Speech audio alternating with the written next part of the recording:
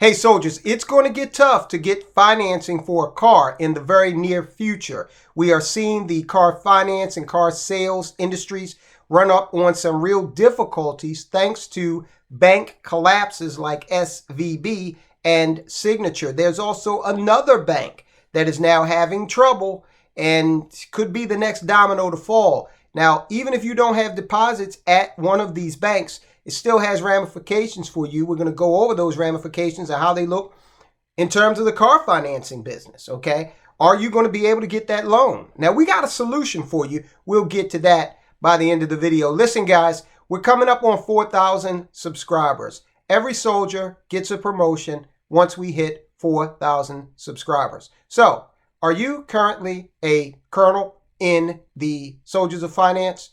Well, you're going up to 1-star general as soon as we get that 4,000. So subscribe if you have not already, all right? It's easy to enlist. Just hit that subscribe button. Also, let me know you subscribed in the comments and I will salute you. Guys, I need everybody to go ahead and give it that vote of confidence. Hit that thumbs up. That tells YouTube, hey, look, I agree. This is important stuff that other people on YouTube need to know. So hit the thumbs up for me. I appreciate that, guys. Also, I want to encourage you to share this content. Share it with a loved one, like a family member. Share it with a friend. We've got to know what's going on out there to keep our heads, in the right place to achieve financial independence. So, all right, we got a bank out there that's having some serious difficulties. Now, it's First Republic. They are watching their shares tumble after they reported a serious decline in deposits. Now, the funny thing about this is First Republic, they reported their earnings, their quarterly earnings, and it's not really a terrible picture. Earnings per share, they met on that. They met on a couple of other different metrics. So all in all, it's not that terrible. But the one item that everyone was looking at was the bank's deposit and loan exposure. And it was here that the bank reported a doozy. Deposits at March 31st were down 41% from $172 billion as of year end to $104.5 billion at quarter end. All right. So that 104.5, keep in mind it also includes a $30 billion allotment from a consortium of banks. So if you don't add that, the deposits are down to $74 billion. All right. So look, how do banks make their money? Well, one of the primary ways, traditionally, they've loaned money out at interest. And, you use that money, you pay it back over time, and there's interest that is associated with that. And that's how the banks make the money. Well, banks can't make money if they don't have money to lend. And if deposits at a bank like, this one, the deposits are dropping at First Republic. This is not a good trend. And so we're going to watch as credit tightens, all right, for us, the consumer, also for the business owner, okay, like contractors who build homes. We're going to see some tightening there. Deposit activity began to stabilize beginning the week of March 27th, 2023, and has remained stable through Friday, April 21st, 2023. Total deposits were $102.7 billion as of April 21st. Remember, we still got that big time allotment from the consortium of banks.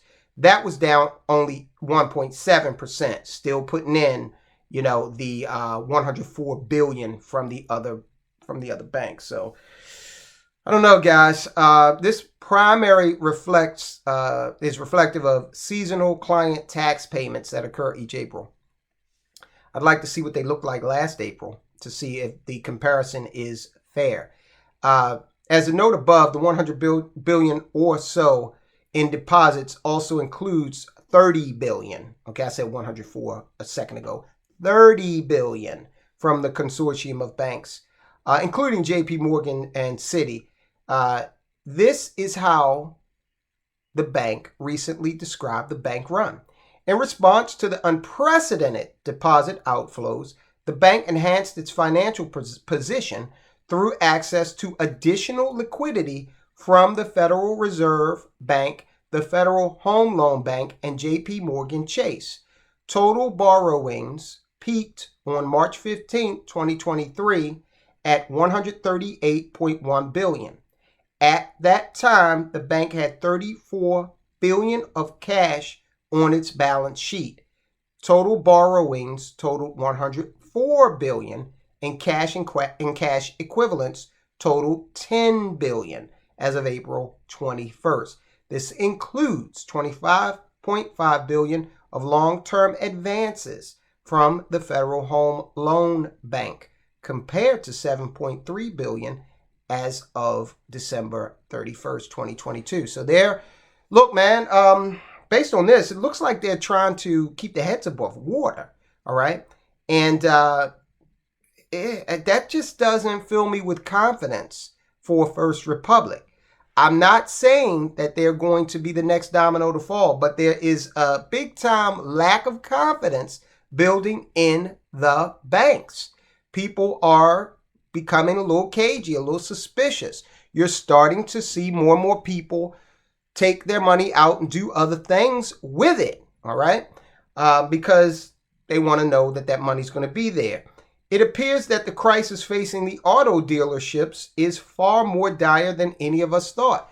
Now, this is part of the fallout we're seeing from not being able to get financing, okay? When these banks become a little bit more tight-fisted, or when there is a lack of confidence in the banks, this is what happens. Financial institutions are starting to get extremely tight with their money, and that is putting extreme stress on dealers all over the nation. Many of us expected that this would happen, but it seems that things are moving much faster than anyone would have anticipated. And that's the case for a lot of these financial issues. Things are moving very fast across the board. Last week, I, the author, came across a tweet that absolutely floored me. It was posted by a highly respected account known as Car Dealership Guy, and it contained some ominous news. In the past 10 days, Capital One shut off all dealer floor plans. A dealer floor plan for a car dealer gives them the ability to get inventory in, and for a period of time, they don't have to pay any interest on the line of credit that they used to get that inventory, okay? That gives them time to sell the vehicle without having to incur additional expense. But it looks like Capital One has said, we're going to shut off these dealer floor plan lines of credit for now. That's huge, all right? USA Auto Sales shut down 39 dealerships after losing its Ally floor plan. Ally being the financial services provider. Wells Fargo laid off all its junior auto loan underwriters and capped future loans. All right, so this is significant stuff. Capital One, Wells Fargo, Ally, all big names in the financial services industry, and they're pulling back on their funding. This is a really big deal. A lot of dealers will simply not be able to operate without such financing, which brings us to the second point in the tweet. According to the official website of U.S. Auto Sales, they have temporarily closed all 39 of their dealerships. Now, they're saying they're going to open back up, but if they lost that floor plan financing, it might be difficult. Another major chain, American Car Center, suddenly shut down more than 40 dealerships in February and has since filed for Chapter 7 bankruptcy. American Car Center, the Memphis-based used car dealer, which suddenly closed all locations in February, has filed for bankruptcy in a Delaware court. According to federal court records, the company, also known as RAC Dealership LLC, made the filing on March 14th. Now, some think this problem with vehicle financing is just beginning. And of course, you're a smart audience. You already see how this is going to have potential ramifications for you. If these loans for the car dealers to get the car in the first place are harder to come by, it's have a downstream effect and make the car more expensive for you, give you less choice in terms of the type of car and the options included that you have access to. All the while, remember, we did the video where wages are down, okay? And inflation is still that gap between the two. And that will remain, ladies and gentlemen. We're not going to realize any price decreases of a significant nature. Things are more expensive, and that fact is one that will be with us for the duration. Duration as in the next, the remainder of our lives. A lot more dealerships are likely to go belly up as we get deeper into what is certainly an economic downturn. And as economic conditions continue to deteriorate, financial institutions are likely to get tighter with their money. Getting tighter with the money again means that if you qualify, it could cost you a few more points of interest in order to get that car. Wells Fargo, we talked about the fact that as of 4/27, they laid off their junior underwriting staff. Any auto loans greater than 110% loan to value and 15% payment to income will be declined. Wells Fargo is saying no, they're not going to do those higher risk loans. All right, so this is what we're looking at, folks. Now, what's the solution? Hey, listen, the car you have now, you're going to need to identify a good mechanic. And I know this is not going to sound sexy to a lot of folks because Americans love themselves a brand new car, even though it is rarely a smart financial decision. But in the case of new and, as we saw, pre-owned vehicles, that, ability for us to affordably make that happen. And look, not all America lives in New York City, okay? So we don't all have access to some ubiquitous public transportation system. And look, with the crime that's going on up in New York City, is that really, the first option for a lot of people? We had a guy down here in Baltimore that was pushed onto the subway track. Yeah, we got a mini kind of subway. It's not too expansive. Guy was pushed onto the track and electrocuted because he touched the third rail. So, not everybody wants to use public transportation, right? And not everyone can. I know most of my career where I was working for a corporation, I had my largest commute was 50 miles one way going into DC.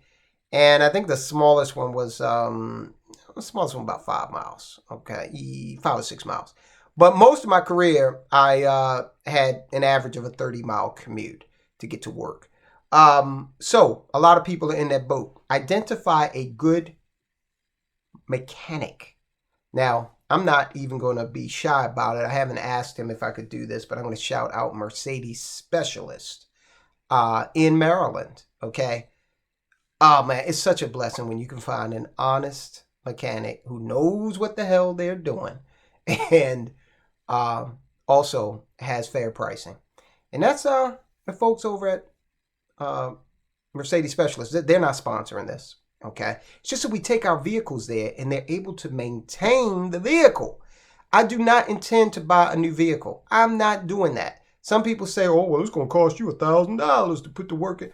Well, that's a hell of a lot less than $50,000, right? Now, we are blessed in this family. We don't have large commutes. We actually have a building on our property that my wife does work out of. We don't see clients there. But she has like a 60-foot commute. So we're blessed in that aspect. But listen, we want to keep our cars on the road for as long as possible. And so we've identified a good mechanic. We are trying to keep the vehicles up to the best of our ability because you need to get longevity out of these things, guys. Otherwise, you're going to be at the mercy of possibly being in a situation where if you can get the loan, it's going to be exorbitantly expensive, okay? And we don't want that because a car, in most instances, even though it's a necessity, it is a liability, all right? You're putting money into something that is depreciating. And sure, you can argue that it is providing income from the standpoint of your ability to commute to work or to, run your business. So if you've got a business, you should actually have that car in a different situation than a W-2 employee might. Talk to your accountant about that. But in most instances here in America, cars are liabilities. They lose value very rapidly. And in most instances, they do not appreciate. Okay, and cars don't appreciate. In most, you might find some anomalistic period in history where that may have happened, or with certain cars it may happen, but with the vast majority of vehicles, that is just not the case, okay? So that's very unrealistic to think in those terms of appreciation and income beyond just the income you'll make getting to work, okay? So get a good mechanic. Keep the car you have. Just keep the car you have, okay, for as long as you can. Keep it up, because we're sliding into crazy territory now here with vehicle financing. And we don't want you to get put behind the 8 ball. All right, so speaking of being put behind the 8 ball, let's say you got good credit, okay? And you've done all the right things. Well, you think, well, the world is supposed to work such that the little social credit score we call FICO says that I'm good, and so I can get favorable treatment on financing when I buy a house, especially, right? No longer. Actually, if you have good credit, you're going to subsidize the folk with bad credit. You directly are going to see an increase in your mortgage, okay, in order to help people that have not been as diligent and dedicated to doing the right thing financially as you have been. Watch this video. We go into great detail about it, guys. I'll talk to you soon.